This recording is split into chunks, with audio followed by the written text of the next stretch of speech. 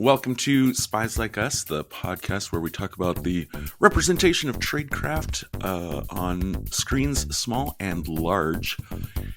Here today with David to finish up our discussion about the Netflix series The Spy, starring Sacha Baron Cohen in a story supposedly inspired by the true adventures of Eli Cohen is how they pronounce it. Yeah. In the 1960s. How did it take me all the way until today to realize the actor and the character have the same last name? That's odd for me to let something like that slip past. I caught it. I actually didn't know somebody else directed it until we started doing the show. I thought this was his baby project. I know he produced it. He produces it. Yeah. Yeah. So yeah, it's definitely something he cares about. Who knows though? He might produce all his own stuff. Yeah. I kind of feel like he might be that kind of guy. Yeah. And then just finds people that can do the tech or art behind the camera type stuff. And Sure. He just kind of comes up with concept. Yeah. I mean, I definitely see him as being the full, taking 100% ownership of his work. I mean, he has to have that going on with like the Ollie G and the Borat kind of stuff. Oh, absolutely. It's not like anybody else came up to him and said like, "Hey, can you do this kind of guy?" Right. Right. Yeah. Yeah. So bully for him. No, I feel like if there was any kind of relationship that that would have been mentioned. You know. Yeah. Yeah. In the press. I actually did some looking into Eli Cohen after finally finishing the show, and it seems like a lot of the show exaggerated a lot of stuff. Either that, or the guy that knew Eli Cohen might have been downplaying what he did for security reasons, but he was definitely that kind of a hero. But I think they mentioned a few things that were like, no, he didn't do that. Or, so I think they might have taken some creative freedoms on the storytelling. I do find a lot of that kind of stuff, and I find some contradictory stuff. Oh, and who knows? Wiki is not the be all end all source for sure. Absolutely not. But some of the stuff I read found on the Britannica website, I think Britannica is a little more like editored, yeah, fact checked, right. But yeah. So again, without going too far ahead, I did promise you this episode was going to take this series was going to take a hard left turn in episode 5. What did you think? I liked it a lot. I noticed there's a new writer has appeared into the mix that Gideon Raff doesn't have complete ownership of now. So episode 4, 5, and 6 was co-written by Max Perry, and finishing the series, things start to seem more like human and not like jagged. So it seems like Gideon Raff is like the idea guy, and maybe Max Perry came in and helped some of the dialogue because people started talking like normal people in these last couple episodes. Oh, you mean the dialogue feels better to you? That and the cuts and just the whole package seemed a little bit more natural and not like an alien wrote the story. Dude, I agree. 5 and 6 are the money. Yeah. Everything else is just getting us up to here. And yeah, I agree. Getting us to here could have been a little less rocky of a road. But yeah, let's talk about what we like and maybe what we don't like about episode 5. I love the coup. I didn't see this shit. I didn't see this shit coming. But I was like, God damn. Yeah, I think they finished off episode 4 when he meets the author and is asked to join Bath, that they told him, we want you to throw parties and invite these people to your parties. So that was our big cliffhanger. Like, ooh, what's this going to? Yeah, and that was a perfect teaser. Yeah. Perfect teaser. Just enough information to say, wow, where is this going to go? Yeah. The parties are super lavish and tons of debauchery, lots of like sex and drinking and drugs, and he's got a lot of bigwigs in government and military, just orgies all over the house. Yeah, that was an interesting sequence to watch. Sure.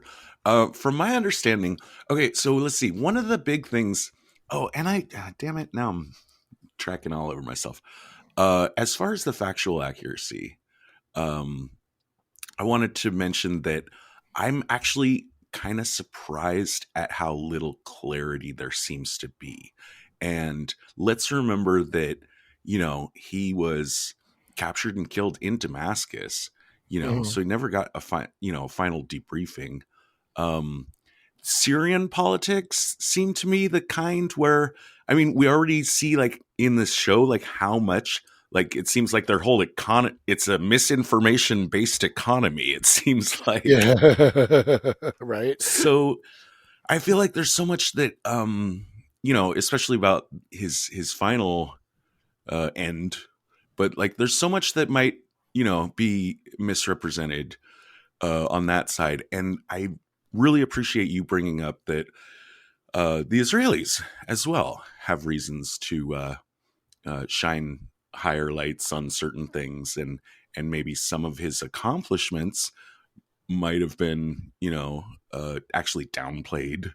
Certain of his accomplishments might have been highlighted and others being downplayed. Yeah. But as far as the party goes, and you just mentioned bigwigs, and that's what triggered me, because that seems to be one of the biggest things in contention, is how high a level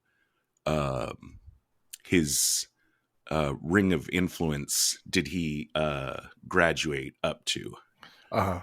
The highest level that I think we have total confirmation of is Matzi, real guy, nephew of the commander-in-chief.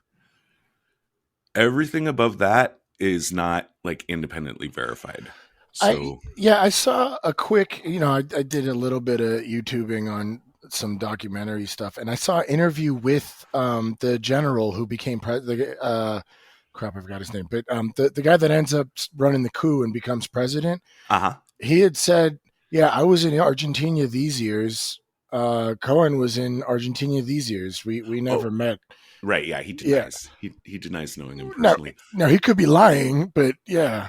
It seems like there's kind of, like you said, there's some contradictions on storytelling from some of this stuff. And one of the big ones is the skipping ahead, this appointment to the deputy director of defense. That is at least mildly disputed. I even saw one account that said that office doesn't even exist in Syria. Oh, that seems like something fairly easy to validate. Some that say that he did achieve the office, some that said that he was just being considered for it at the time. But the parties happened, and that's something else he was like really known for. And we're just seeing this one party, but at least the general does. Let's see, now not the general that's going to run the coup, but the commander-in-chief who's about to have his stock drop quite a lot. Oh, the uncle. Yeah. Right. God, lost the train of thought. But the parties did happen. There was a lot of drinking, a lot of people coming in and out, and he was getting a lot of information just by pretending to be drunk and encouraging everyone else to get loose. Yeah.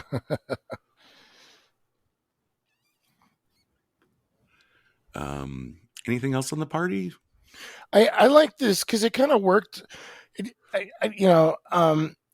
don't know how accurate like the people who were at the parties were, but the fact that he gets recruited by Bath and then asked by Bath to throw these parties really kind of secures his cover.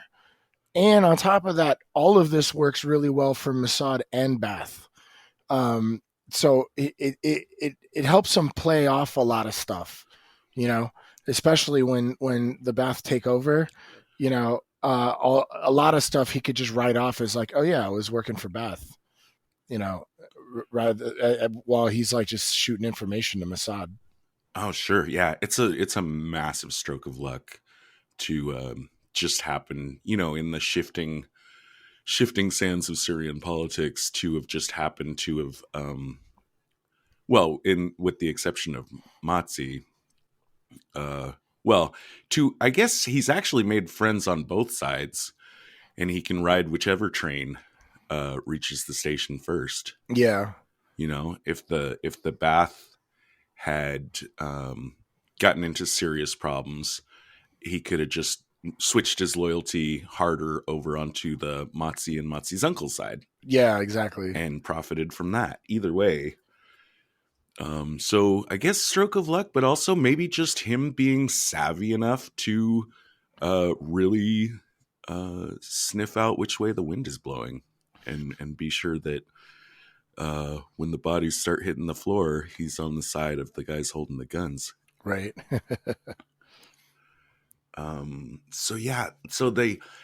They teased the party, and I'm so excited, and then I'm watching episode 5 and I'm thinking, oh, this is gonna be cool. And then fucking coup. This is all before the credits too. And then after the credits, it says 1 year later. Yeah. I lost my mind right there. That's the time I texted you, Yeah. I was like, oh damn. This show just turned a corner. And speaking of the coup too, and this is going to be consistent for me throughout 5 and 6. It's at this point, Dr. Bashir, which is what we're calling Swidani because we love him from Deep Space Nine, Mr. Alexander Siddig, becomes just my favorite character in the show. He's so fucking good in all his scenes. Yeah, it's great. Like, as far as the coup, since we're moving over, I did want to say it kind of sucked for him that they killed the general, the commander in chief, because he already kind of climbed that ladder and then like did kind of like a sidestep and ends up with the Bath, and now he's lost like a big person in the military position. I mean, being homies with the new president and the new like secret police head guy is probably a plus for him. But it was just something I was thinking about watching them, like, take out. I was like, oh shit, there goes an asset. You know what I mean? And because of it, Matzi's like stock plummeted because he's the nephew of the commander in chief and nobody wants to work. Like when they show him, he's kind of like lonely by himself, just working like a regular job because he's like the pre-government. Yeah, the old he's part of the old regime. Right, so they're not super direct ties, familial ties to the old regime, so he definitely can't, stay in the military. Oh, yeah, and so that's what I'm kind of saying. Like, it was just something I thought about. I never really kind of thought about this stuff. Like when you're kind of balancing a bunch of balls type of thing, and how quickly like you can lose an entire faction like that. You know what I mean? Because not only did he lose the commander in chief, he lost the nephew and probably everybody else within that like clique. And now it's all gone, even though he's like in a good place and probably a higher connected place now, but it was just something that like hit me. I was like, oh, well, I guess that's over, and yeah, it was just something that kind of hit me that I didn't think about. Mm-hmm. Yeah. But that switching of one track to the other, it's one of several things especially in episode 5 and 6 that, I really like that I said to myself, this is something I've never seen a spy movie or TV show have involved in it. Yeah, there was a lot of, that's why I was kind of saying, like, even though like a lot of the execution bugged me, there's a lot of really good ideas that I liked. You know what I mean? And it seems like there's a lot of things that would have worked really well that you don't get to see in a lot of spy content. You know what I mean? Mm-hmm. Yeah. The immediate dialogue scene right after the 1 year later is when, and now the radio DJ has been promoted to the Minister of Information. Which is so like, I don't even know how that. He was just a regular radio DJ that it made the announcement, and now he's like, is that like equivalent of like the DCI for Syria? Is that what you would consider that? I'm sorry, DCI. Yeah, would that be like the director of intelligence?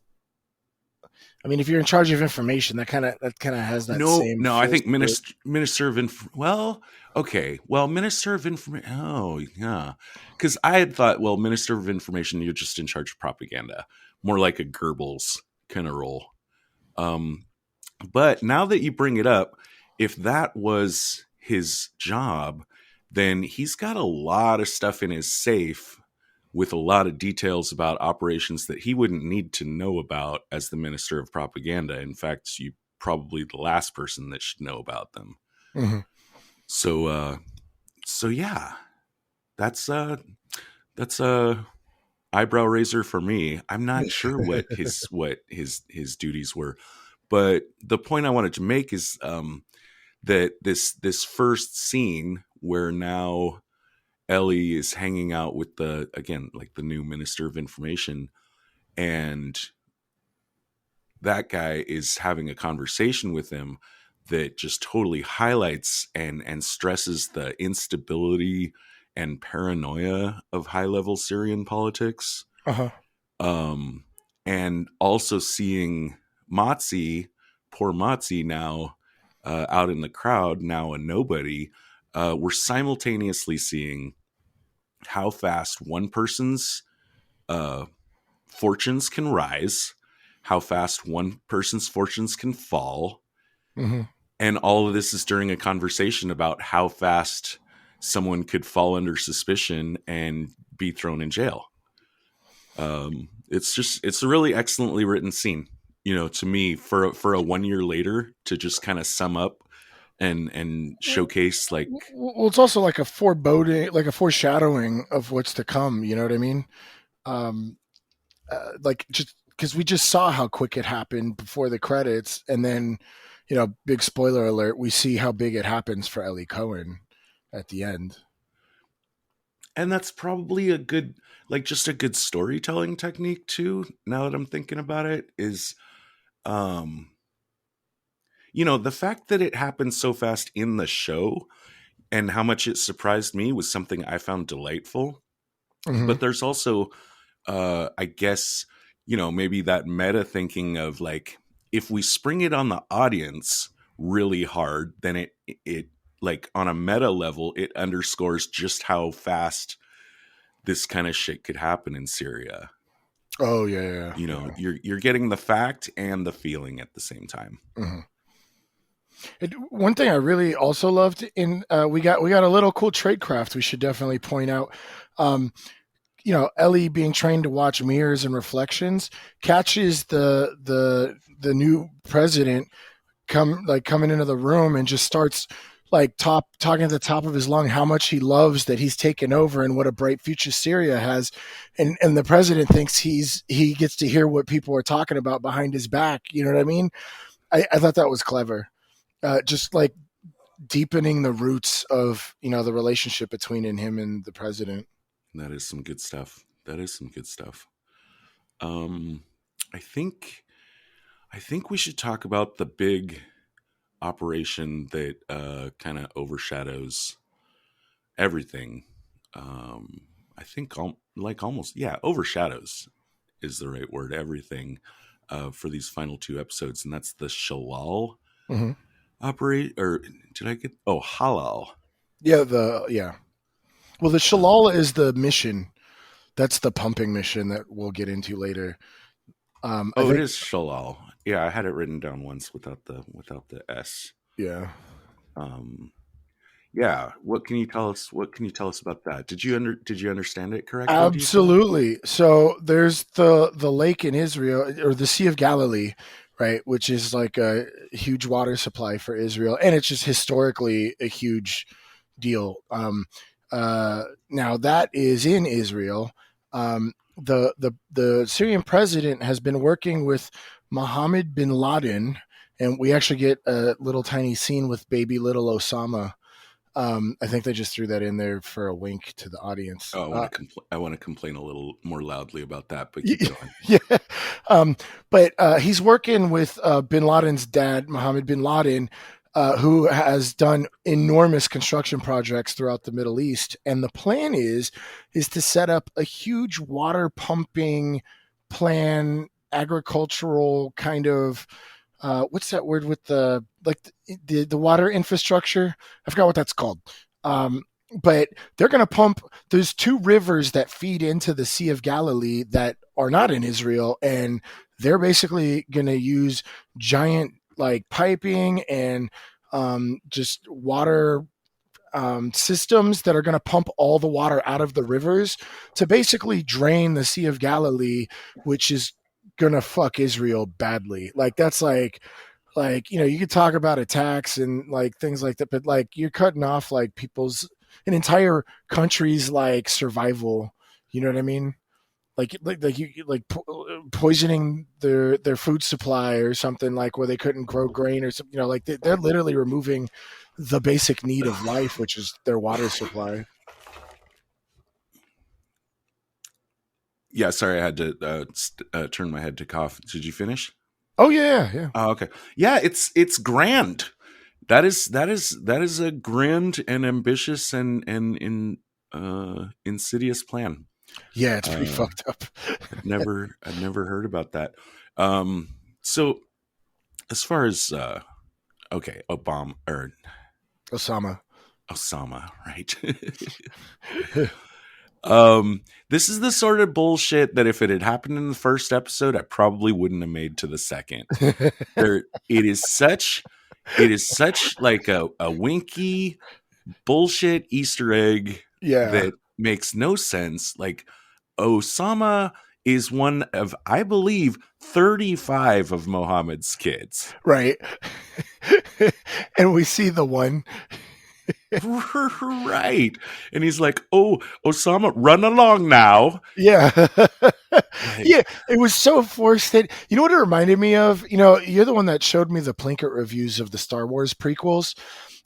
I think one of his like compliments of the prequels was like, nowhere in this trilogy did we have to see that scene where Luke and Leia are born and there's just a little Han Solo walking around the ship and he gets to like shake little Luke and Leia's hands. He was like, nowhere in the film does this exist, but in The Spy that scene does exist. We get like this just shoehorned in scene. Hey, by the way, that's Osama bin Laden's dad, and he's gonna say, "Run along there, little Osama." Like, yeah, horrible. Yeah. But okay. So this is, again, this is a great opportunity. He fails at getting Mohammed to tell him anything about what the equipment's for. But at the very least, they're going to go ahead and arrange the transfer of equipment, the sale of equipment, and just put a transmitter in that shit and at least know where it's going. So I guess they had to suss out for themselves. They had to deduce for themselves what it was for, as far as I can tell. So maybe that's something that... No, the president explained it to him, didn't he? Oh, yes, you're right. Because he was caught snooping around the office or something, and he basically tells him, or is this when he brings up the Minister of Defense? But basically, like, it's pretty obvious that Callum is his cover name, is upset that something's going on that he doesn't understand and he doesn't feel comfortable. So they kind of let him know, hey, this is our plan. The Sea of Galilee might be in Israel, but not these two rivers feeding into it, and we're going to pump it out. And he rushes to get that information out. Yes. And on the annoying pile, I'm going to put the fact that Bashir... Okay, so there's the fact that, and I was worried about the idea of having him let other people use his place when he's not home. the minister of information, I guess, has got a dalliance with his secretary that he doesn't need other people to know about. So Right.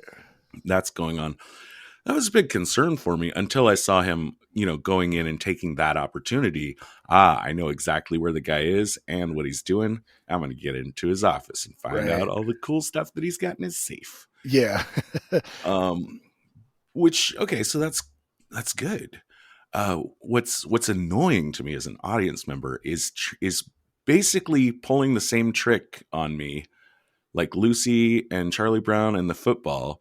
Mm-hmm. You're a second time gonna have Bashir show up, this time with soldiers, and say, "You got to come with me," and make me feel like, oh shit. But once again, it's a happy thing. Yeah. So, like later in the show, this is something we see presaged in episode 6. When Bashir shows up now with 100 soldiers, like at this point, I'm expecting it to be a fucking surprise birthday party. Oh, yeah, right. Yeah. They played that trick on us so many times. It really bothers me when directors play tricks on the audience, unless it, like, if it's something that makes sense, like, okay, I get why you played the trick on us, but like he did it so many times in this show where it was like, oh, this is a tense moment. Oh, it turns out to be okay. Everything's fine. Oh, no, what's going to happen? Oh, we're going to give you the Minister of Defense position. Like, it was so tense in that moment. I thought that they might have gotten on to Ellie at that point and were offering him the Minister of Defense as like a test or like a fuck you. Like in, what did we just watch where that happened? Oh, in the Bureau. Where the guy catches his secretary like trying to plant the bugs on him, and he's like, "Oh, by the way, I'm going to give you a raise. Here's some shoes for you to wear on their way out when you get murdered." Like that's what I was expecting. That's how cynical I am, and how on the nose this show is. Right. Man. Oh, and then why is he showing up with soldiers? I mean, if it's, go find the dude. I want to offer him a job. Okay, I'll take 2 of my best men Yeah, right. with me just in case there's trouble. Yeah. That part didn't make sense to me. I want to come back. There's stuff in episode 5 that gives us some cause to be alarmed about Ellie's use of the transmitter. Mm-hmm. But I want to save that and ball it all up in episode 6. And I guess moving into episode 6, I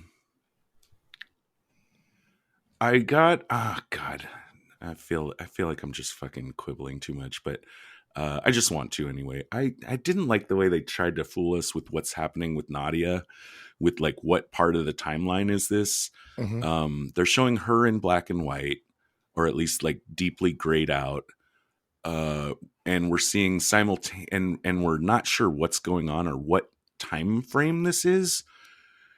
And then simultaneously we're seeing Bashir get ready with his, again, like 100 soldiers. Why? Like that seemed like awfully overkill. And then that part's in color. And previously what we've seen is like, for some reason, all the scenes in Israel are the grayed out ones, and all the scenes with him abroad are the color ones. So like, it doesn't make sense either way. I get that you're using a slightly different color palette to indicate these things are not happening at the same time, Mm-hmm. but you're not following consistent rules on it. No, because at the beginning of episode 6, when they showed the future, then jumped back, the future where it was the wife, it was kind of black and white, right? When they're taking her to the embassy in the Syrian embassy in Paris. That's the part I'm talking about, right? But later on in episode 6, it's current time. It's just in Israel, and they use it in black and white.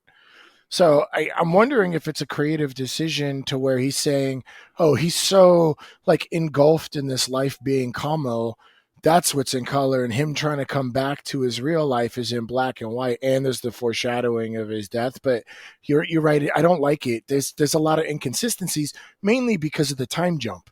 We're in the future, then we go backwards, now we're current time, now he's still doing this color black and white trick.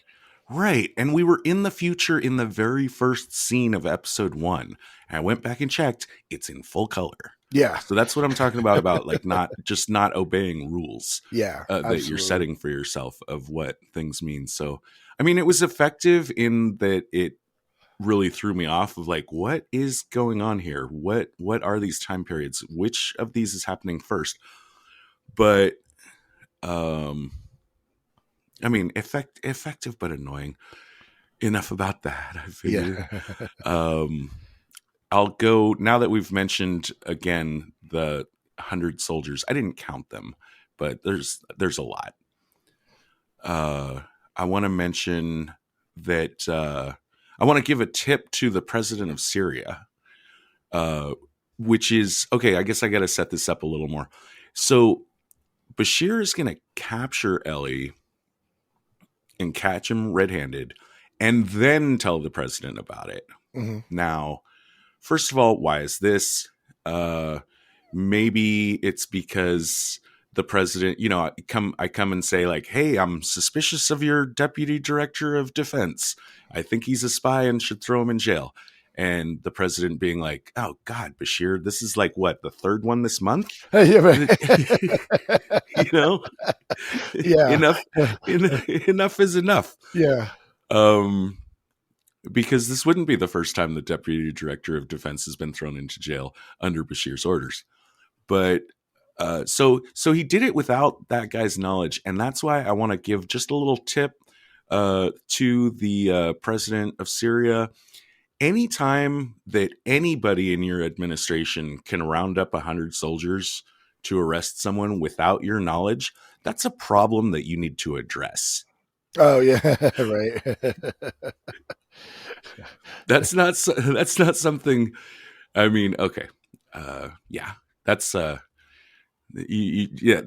kind of shit going on behind your back is not something that you should sleep on. Right.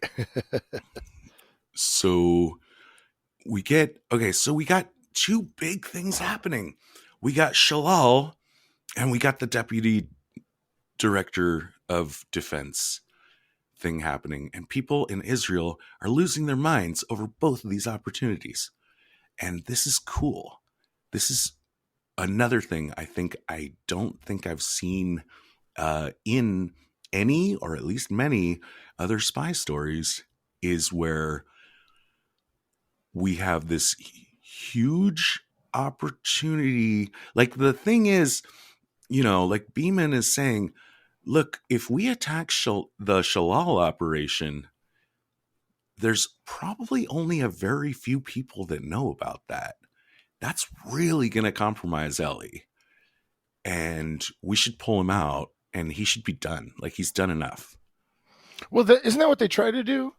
And I guess the people upstairs are like, no, this is way more important than risking one guy,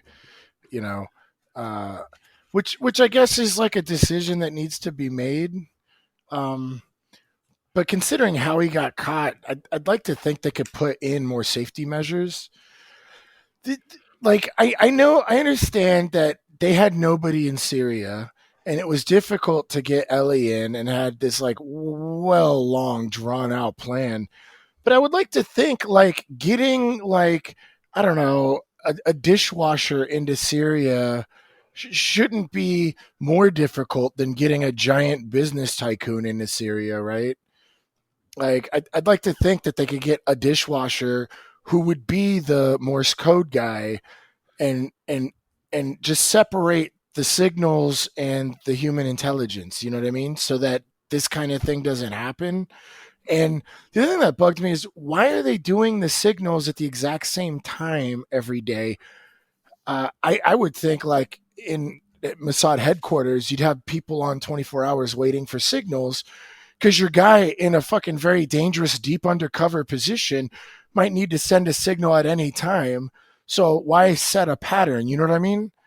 Like, that's what kind of makes me a little uneasy about this setup, especially since they're like, no, we're sending you back in because this is such a big deal. You're our ace in the hole. That's a very valuable asset. I would do everything I can to protect it. Mm-hmm. You know, I'm assuming Mossad intelligence has the capacity in the 70s to pick up signals. Why would they just assume that Syria can't? I don't know. So you just opened up two cans of worms that I want to address, both of them. One of which actually I don't think I was necessarily going to bring up because I was on the fence about it. Mm-hmm. I mean, I felt personally kind of strongly about it, but I thought, well, maybe you're just thinking of nothing. But you brought up almost word for word my concern about him being the sole agent, and if this opportunity is indeed so, okay, the Shalal thing, we got that. Obviously, that's number one. We're taking care of that, right? Right. if we have between two choices, we can have water or we can have our man as the deputy director of defense. We're definitely going to pick water first, but they don't want to stop there because the director of defense thing is also so fucking juicy. Right. But again, if it's so juicy, I feel like, and I don't know the politics and the balance of power involved at the time well enough to say this, but I feel like they could have decided to really just think long term on this. And it's also like, don't wait until Ellie gets captured to start the process of trying to get someone else in there. And yes, I 100% agree with you, although I can't say I'm 100% sure that we're right, but we're in 100% agreement that they should have decided, okay, we're going to send him back in, but we're going to change his mode of communication. We're going to dial it down and get less information necessarily from him. Mm-hmm. But when we do, it's going to be the really, really fucking good stuff. Right. And you bring in for that, I thought, same as you, not necessarily a dishwasher, but another agent, a mail boy. Right. You know what I'm saying? A courier. Yeah. And start doing the shit with some dead drops or something. Yeah, if that guy could get a job at a restaurant, then Ellie just needs to decide, as Kamir or whatever his cover name is, that he just loves going to that restaurant. Right. This is my favorite place. Mm-hmm. Yeah. Or another great cover would be like a delivery boy. Right. That'd be dope. That delivers food from the restaurant. Yeah. Yeah. And whatchamacallit? Our guy in the company. I was just about to bring him up. You're talking about the Russian kid that was in the U.S. that was getting the codes from the radio program, right? Totally forgetting his name right now, but yes, 100% thinking about that guy. We need one of those guys in this situation. That's exactly what I was thinking. He just has a job, just a random guy, and he's getting codes and sending codes and stuff like that. And that's all he does. And this goes back to what we've been talking about throughout doing the spy on our podcast. Was it seems like Ellie is not only the sole, asset that's just doing stuff, but he's overextending his objectives so many times that are going to put big risks on him when he should really focus on getting the inches for later. I mean, it pays off in the long run. If it's not accurate historically for the story, it pays off well because he gets such imminent, important information. But I agree with you. I'd like to think that they could get a guy in the country, and it's not like they don't have the funds, right? Right. I think, just to button it up, especially at this level, if you're going to run the director of defense play, he needs to not be operating alone anymore. Right. There's also, Absolutely. but the thing that maybe held me back from bringing it up, I don't know. I don't really know exactly what the right play is. At some point, do you change up your method of communication, or do you stick with what has worked so far? If Hmm. something's worked for a couple years, you're running two risks and you got to decide which one is better. One risk is that you've been running the same play for 2 years. Eventually the enemy's going to catch on. Hmm. Or you go with the idea of let's switch it up, and then maybe you're accidentally shifting into a different strategy, which turns out to be less effective. Very difficult decision to make. Yeah. Um, I did like, however, how the show portrayed getting caught. Um, Bashir is just kind of suspicious about interference on a television, which triggers him. We already know he's got a stick up his ass, and he's like super paranoid all the time. So that triggers him to kind of just drive around in a van with some communications experts picking up signals, and they just discover the illegal signal. They just don't can't pinpoint where it is. So we get a bunch of cool shots of just these guys in a van driving around the block trying to figure out where the signal's coming from. Usually, like in a spy film or a show, they're just like, "Oh, I'm picking up a signal. Oh, we're gonna triangulate it. Oh, here's the guy." You know what I mean? Like versus this, like especially back then, I'm sure it wasn't super easy to figure out the location. You know what I mean? Like you had to spend some time on it, and I like that they at least like kind of portrayed that. I, I thought it I was. do too. Did you catch that was the Russians? They brought the Russians in Oh, really? to, I to did run not.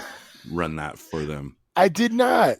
But I do like that the Mossad used the tracker made by the Soviet Union so that it wouldn't come back to Mossad. Oh Um, yeah, that was cool. That yeah, was cool. I But didn't realize that. That's the yeah, very good. right. So a couple of things on, again, like how they eventually caught him. And again, there's kind of some conflicting reports out there Hmm. in the on the internet. But yeah, one of the ideas was they arranged for periods of radio silence so that they could isolate the signal. You had asked previously, when he's using the walkie-talkie, like, why can't these guys just, wouldn't they be listening in? Well, yeah, you're listening in to the entire radio spectrum, Oh, right. Yeah. right? But if you're, if you, and they use power outages, which is so fucking brilliant. Like mad plus spy points for this. Yeah. We see, he's hanging out with his, quote unquote friends, and the power goes out. He's like, God, this is like the third time this week. What's going on? He's like, oh, it's not the same city. And then we find out these power outages aren't that they're having problems supplying power. Bashir is literally giving the order, okay, now shut down the power to this neighborhood. Right. And then we're going to tool around in a van listening for signals. That's so good. That's so good. Yeah, I thought that. Yeah, that's an interesting tidbit because I didn't get that in the show. So finding that is a really nice nugget to kind of bring up. Oh yeah, we see him in the van. Yeah, he says, okay, now shut down power to this place. Oh wow. Oh, good catch on that. Yeah, Isn't that brilliant? that's super brilliant.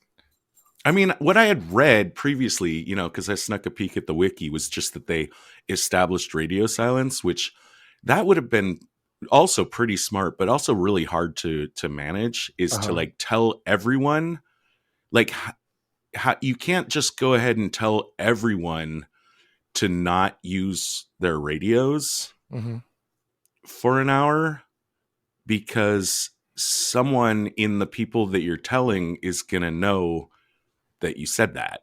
Yeah. So when it turned out it was shutting down the power, yeah, I kind of got a little chubby there. Yeah. Yeah. But okay, I think that's a good segue to, I got two other main things I want to talk about, which is, again, back to Ellie's habits with his transmissions. And then I also want to make sure we talk some about his final visit to Israel, which has also I thought some really good stuff. Mm-hmm. And made episode 6 100% my favorite, and made this journey completely worthwhile. They say in the show, they keep telling him, like, hey, like 8 o'clock in the morning, 8 o'clock at night, that's it. And he keeps transmitting outside of the established hours, which Mm-hmm. supposedly is indicating that, he's not following orders as much Right. as he should. Now, Britannica website is the only place where I found where someone actually cited that he was mentioned as being very talented, but also tended to carelessness Mm-hmm. a lot of times. So I was finally happy to find an outside source about that. Mm-hmm. But in the Britannica version, it's flipped, where they say it was actually he was repeatedly warned not to transmit at the same time every day, Oh.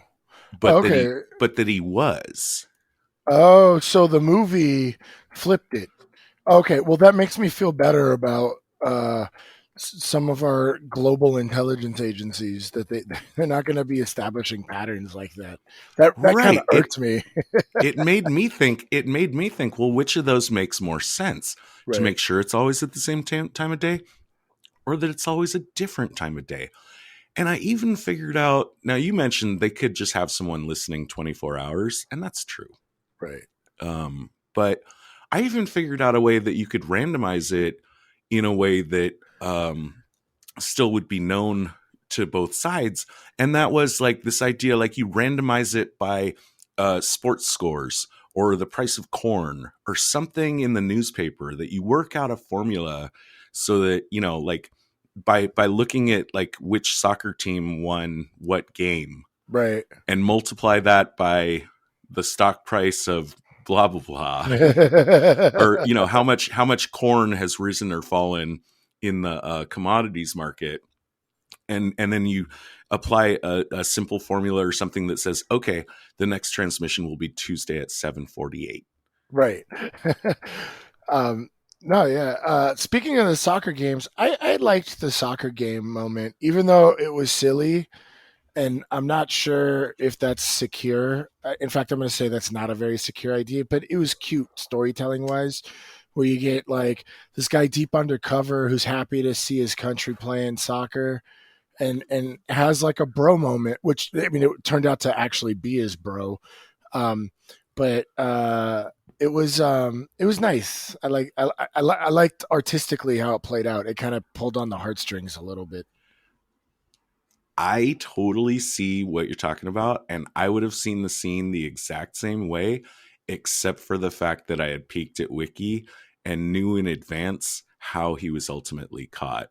So for me, watching Oh, him continue to transmit, and just basically start chatting, yeah. instead of just tightly providing the information, for me, it was like a rising sense of panic and uncertainty about Right. him uh really like getting sloppy, Hmm. uh is what I felt. But again, I would have seen the scene the exact same way as you if I hadn't already known that that was ultimately going to be, part of the reason of his demise, was just being sloppy with his transmissions. So that, I think, is a fantastic segue. You mentioned the bro. It's actually his brother-in-law. Oh, yeah, that's right. Yeah.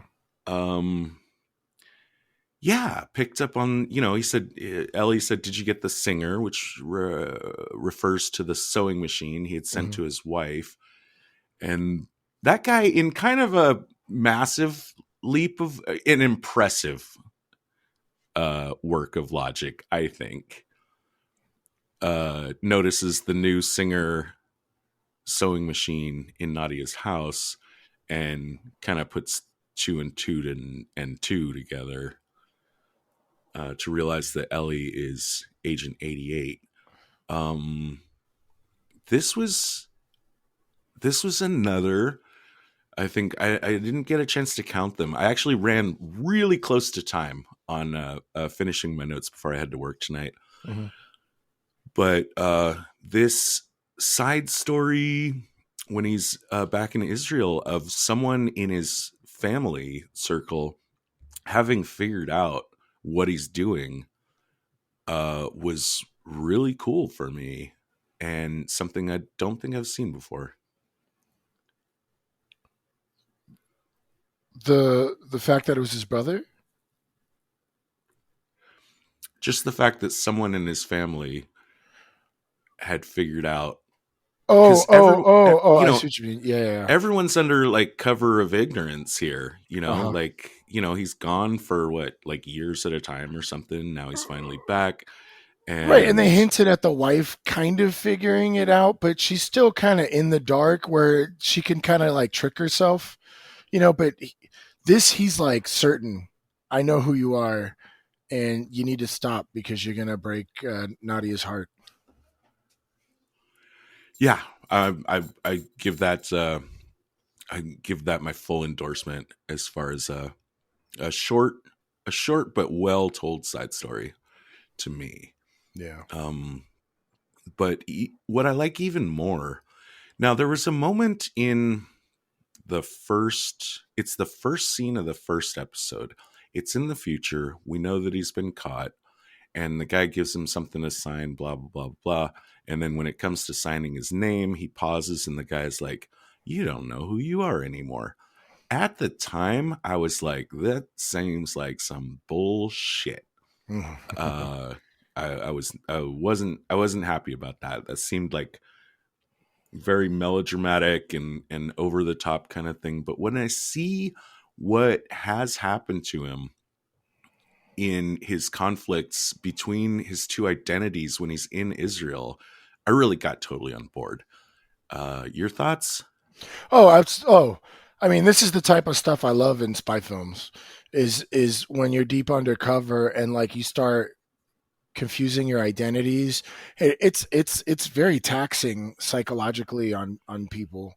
And I can only imagine what it is actually like for others to go through that. I mean, people would talk about Heath Ledger's like descent into mental illness, probably leading to his death, just playing the Joker.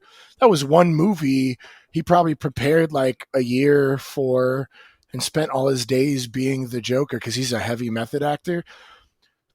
This isn't method acting. This is 5, 6, 7, 8, 9, 10 years of literally being another person.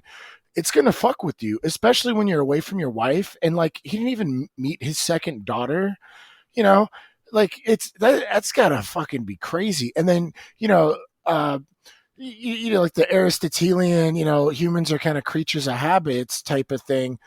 Like once you start living that life, you become that person now. You're not. And that's why I think it was important that Stan Beeman's character was like, remember, you are not Kamal, even though the two people that were helping him get his gadgets and his clothes were like, and his handler in Buenos Aires was like, you're not Eli Cohen, you're Kamal. So he was taught to do that. Now he's being told, hey, you're not Kamal. Those aren't your friends. You're Eli Cohen. Whatever you have to do to remember that, you do that.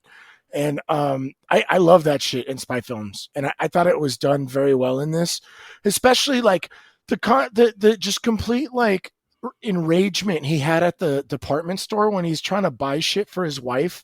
While he's gone, he comes back and his wife's not being taken care of while he's living this luxurious life.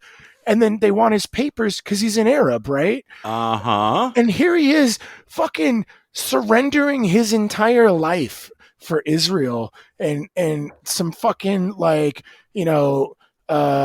John Wayne desperado fucking security guard is giving him shit. And like, the little wife comment that guy make, it's just like that must be so rough. Like just being such a patriot and you gotta like bite your tongue type of shit. Sorry for the rant about this, but you asked the question and I had to give you the answer. I feel him so 100%. In fact, this stuff also for me is what makes it's the highlight of the series to me, Mhm. is the stuff that happens or comes out about him in his final trip to Israel. It's right, like how, and the just the shock of going from being like so highly like respected, adored, silk sheets, all the money you want, to having to now, be a nobody, an Yeah. Arab nobody Right. in Israel, and not have any of the people around know how much you're sacrificing for them, and Right. how much of a hero they should regard you as. Right. Um, I buy it so much. I love his line about like, right now, I feel like I'm pretending to be me. Like like I've been Kamel so long now here at home. I'm pretending to be Ellie. I'm Yeah. pretending to be myself is how I Yeah. feel. How horrifying is that? Yeah. Like my dreams, I'm dreaming in Kamel. Like my dreams are the dreams of my cover person instead of Right. my own fucking dreams. Yeah. Um, absolutely why I'm gonna. It's the number one factor that's gonna give me a fairly high star rating for the show. Yeah. Like it's the last couple episodes really earned my attention. Not that I'm like oh, you got my tip, but I'm just saying, like, I've been shitting on this show so much, and the last two episodes really fixed what bothered me, and executed the great ideas that Giddy and Raph had been like planting, and really brought them home to where I felt like I was enjoying this journey we're going on. I am so with you. The first 4 episodes need a rewrite. But Like right.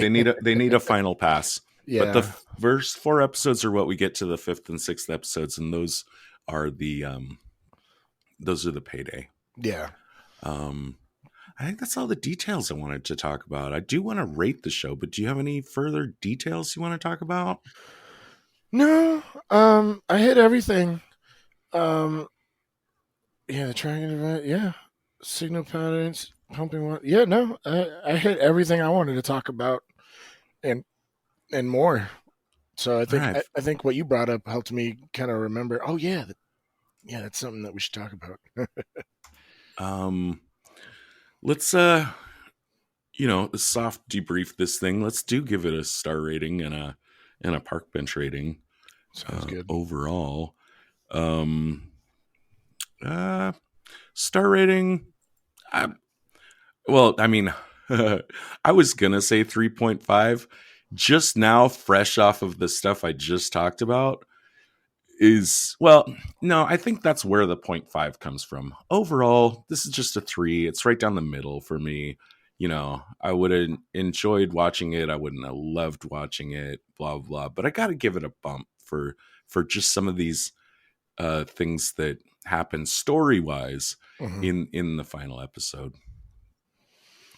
I actually am going the opposite way. I was going to give this a 2 until I finished it.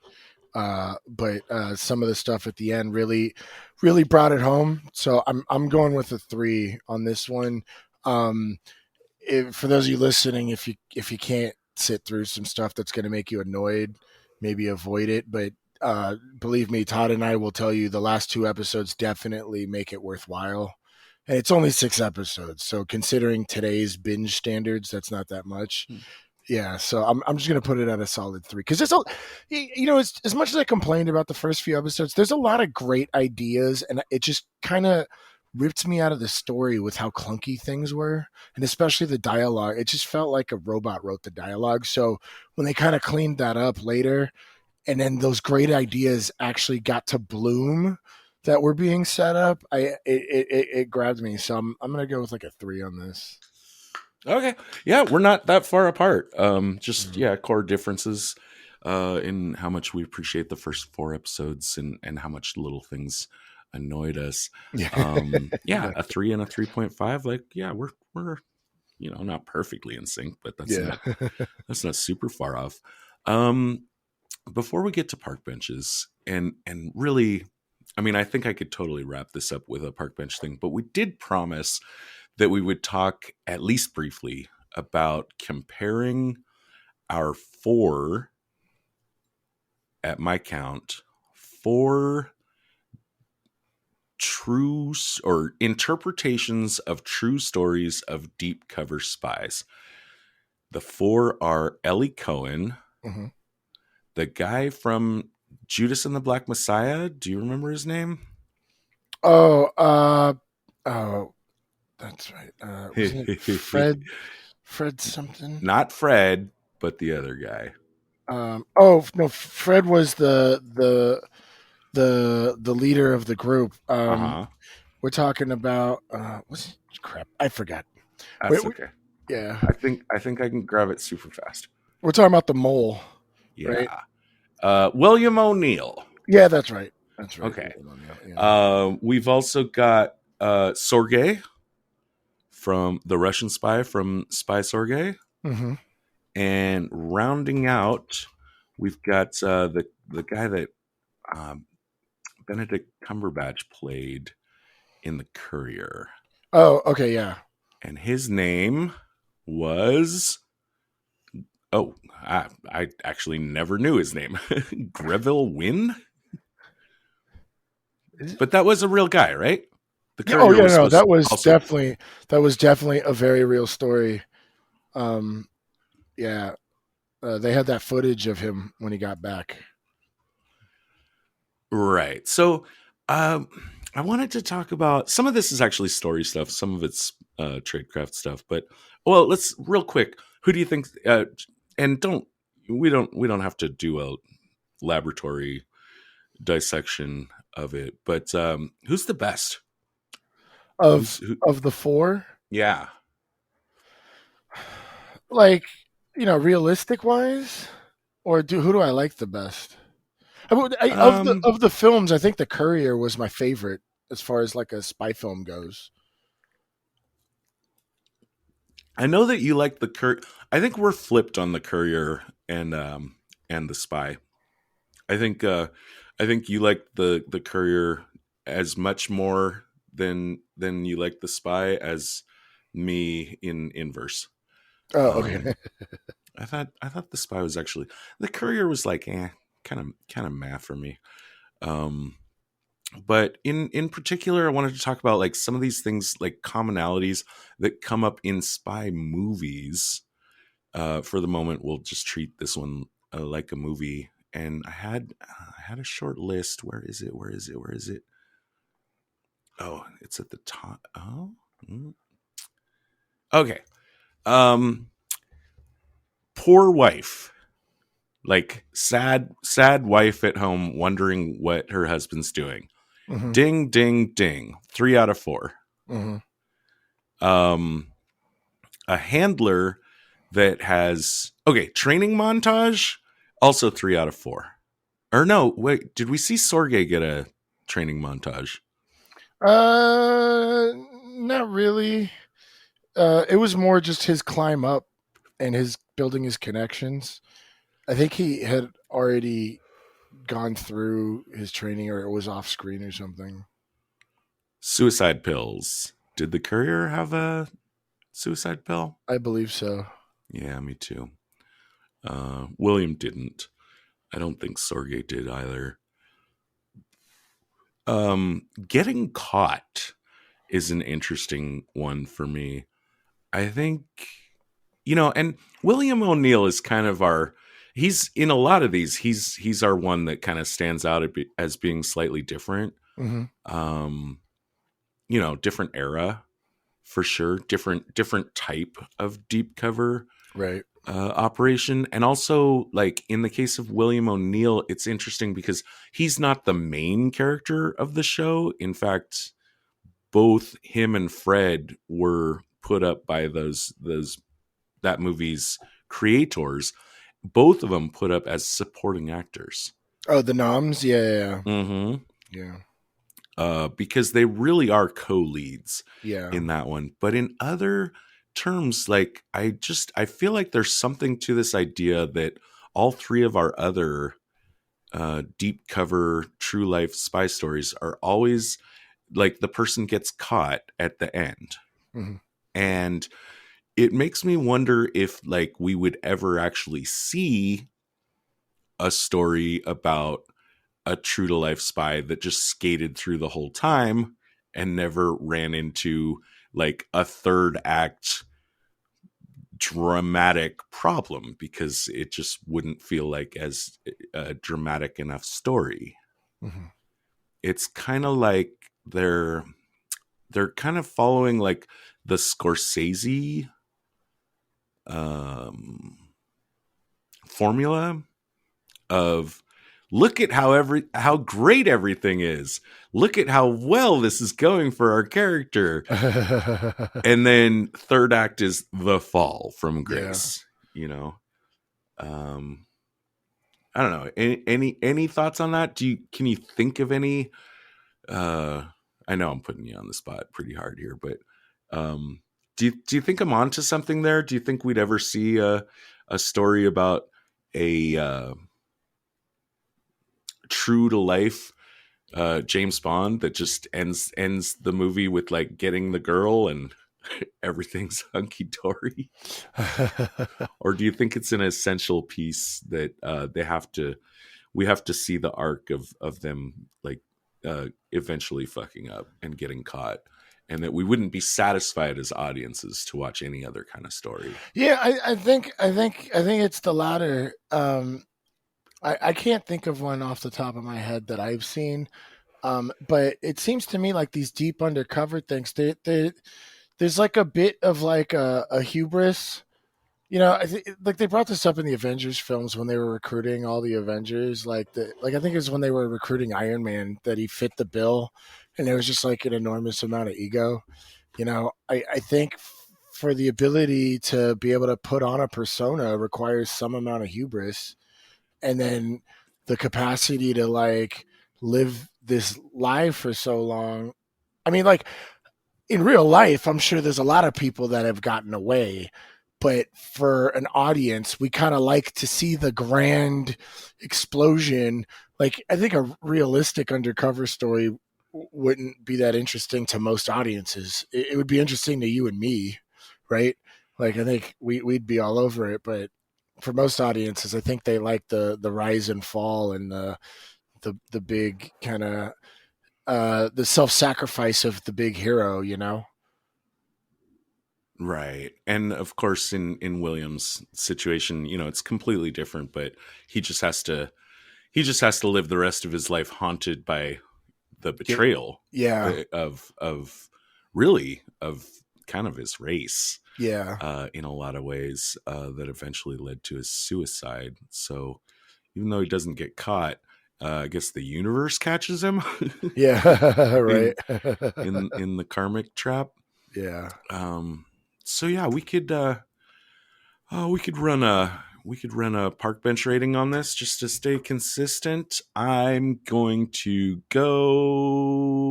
open with a 4, because there's so much here that is really good. And yeah, I'm grading on a little bit of a scale for supposedly realistic. I think we could have hit a 5, except for okay. Well, I'm gonna drag half a point down for Ellie's tendency toward carelessness. Uh-huh. Even if that was a factual thing, got to give him at least a duck for that. And then my other duck is for, like you've mentioned several times in this cast series, and I agree with you that a lot of his flattery seems really blatant in a Yeah. way that I didn't care for. Right. So I'm going to lead with a 4 for the spy. What do you think? I like it. I'm just kind of glancing at our previous numbers, Mm-hmm. and I go the Americans. Uh, I don't. Ooh, The Americans. That's a very interesting comparison there. And The Night Manager and Munich. I don't know. I feel more comfortable at a 3.5 with like Samurai Spy and Spy Game, 3 Days of the Condor. Like, I think this is more realistic than Atomic Blonde and Sneakers and No Way Out, but I don't think this should be amongst the Americans and The Night Manager and A Most Wanted Man. Huh. Well, I'll just take my one stab at convincing you up to a 4. You can take one stab at driving me down to a 3.5. My 4 is I think you should bring it up because of some of the brilliant spy moves that he makes in this series, most of which are supported by the facts. Oh, okay. I see what you mean. That, like, historical accuracy is another one of our factors. Okay. Yeah. Okay. I can go. I mean, that's kind of what we did with Munich, right? We gave Munich a 4, and I feel that's kind of on the same vein that you're saying, that we have a lot of historical accuracy with this. Okay, I could. Yeah. All right, you've convinced me. We'll call it a 4. And for our next TV series, I've got some ideas, but you know whose ideas I really want to hear? Oh, there are listeners. Yeah. Please shoot us some email. We have a huge list of stuff to watch, but we want to know what you guys want to hear. So definitely give us a heads up. We'd be happy to hear what you guys want to watch, and we'll get to that. And how you can do that is go to spieslikeus.net and go to the contact page. Shoot us an email. You can tweet us at spies_like_us, or on Facebook, facebook.com/spieslikeUspodcast, and we will happily get back to you. Awesome. As always, please, rate, review, subscribe. Find us if you're not already subscribed. We are the Spies Like Us podcast. You want to make sure you use the word podcast in your search. Otherwise, all sorts of other stuff might come up. And number one above all, especially for an indie production like this, word of mouth is king. The best thing, the best favor you can do for us, if you appreciate our work at all, is tell a friend if you like the show. And if you don't like the show, tell an enemy. The preceding transmission sampled the song Enter the Party by Kevin MacLeod, and sound effects from freesound.org. Attributions and links are found at spieslikeus.net.